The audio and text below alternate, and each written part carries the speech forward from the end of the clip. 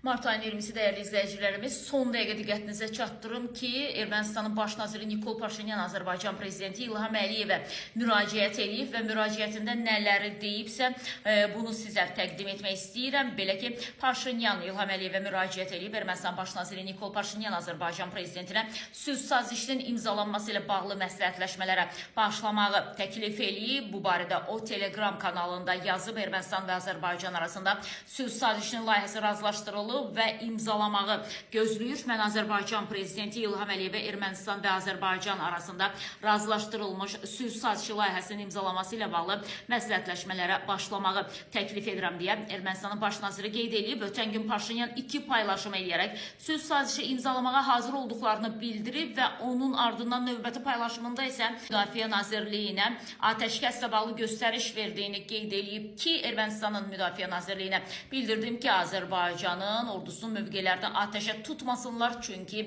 Nikol Paşinyan sülh bağlamaq istəyir. Amma çox təəssüf ki, Nikol Paşinyanın həmin göstərişinin ardından da ordumuzun mövqeləri yenə də axşam saatlarında atəşə tutuldu.